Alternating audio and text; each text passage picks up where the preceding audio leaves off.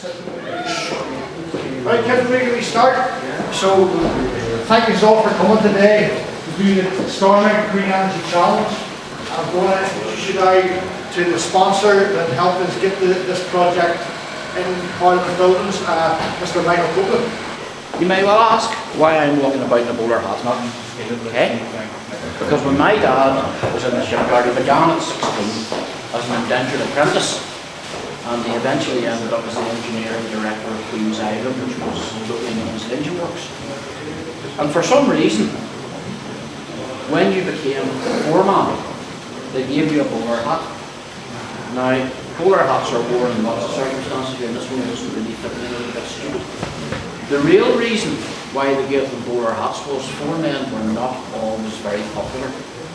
And sometimes they had to walk around in the foundry or the ironworks or the blacksmith shop, and they might have annoyed somebody at some stage.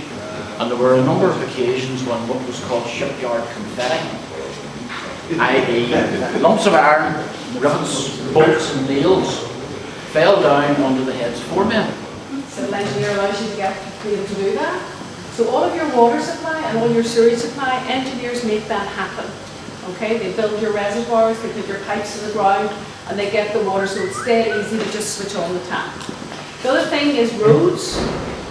Well, how do you get to your work? You have to walk and your footpaths, cars go on roads. We're responsible for all of that. James Warwick III didn't have a whole lot of money, and he couldn't afford a tie. He became very, very famous in Belfast Shipyard in 1904. He lived just beside Collinswater Shopping Centre in Bluefield Avenue. A lot of you might know that area.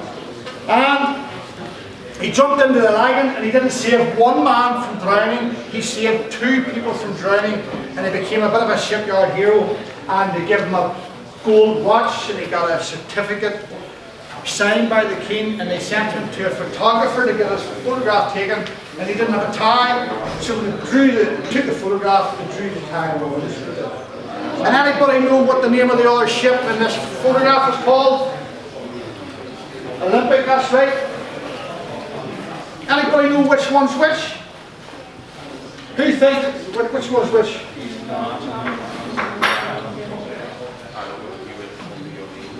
The one on the right is Titanic, and the one on the left. So the one on the right is the Titanic, and the one on the left is the Olympic. And what's your name? Laura, up you get, Laura. How do you tell the difference between them 2 ships? It's all because of Laura's hair, so it is, because back in them days, a first class ticket on the Olympic was the equivalent one way of £68,000. And this is where you did a lot of your business. You would have been, you had a bit of money, you got all dolled up, and you would have been looking after Laura's hair. You would have been looking after my suit and making sure everything was tickety-boo and we looked all grand. And we would walk up and down the promenade deck of the Olympic, meeting people doing business, going back and forward to America. And there was a big, big wave come over the side of the ship, hit the ship in the side, come in, splashed around the promenade deck of the first class promenade deck on the Olympic, and wrecked Laura's hair. She was disgusted. She had to go back to her cabin, get her hair fixed, and it was terrible. And I got home, and I had the right to the owners of the Olympic. Who was that? Who owned the Olympic? Come on, shout out! Who? Correct. And they had the right to the people who built the ship. Who built the ship? Correct. And they decided then, thank you, that when they built the Titanic on the right hand side, that they would put windies on the first class promenade deck. Now this rivet, whenever it came out of the fire, it would have been red hot, it would have been white hot. When things get heated up, they get longer, yes? So all the time it's getting colder. And the preacher would have shouted, "Right boys, you up there?" Why you two riveters there.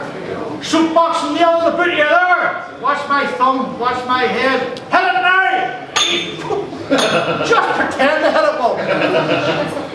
And what was in 1912, whenever the Titanic was built, The engine, the energy of the time would have been steam. We've got a steam engine here for you to look at today. You're all going to split up into groups and all this sort of thing, whenever we're finished talking here.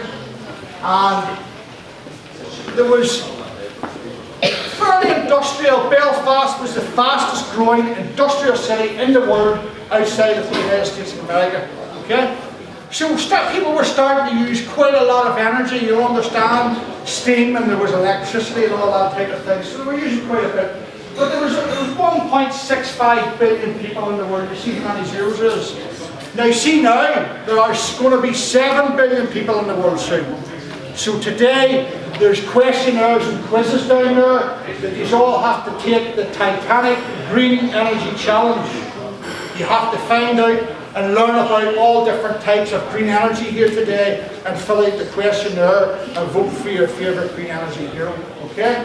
And what we're going to think about today is bridges. So maybe on your way here from Hollywood, you didn't have to travel across the bridge. But if you travel around Belfast, there are plenty of opportunities to travel across bridges. And bridges are a really good way that we can get across water very quickly. Here we go. Okay. The bridge you built. Very good, well done. Brilliant. Okay, one of you do the golf ball.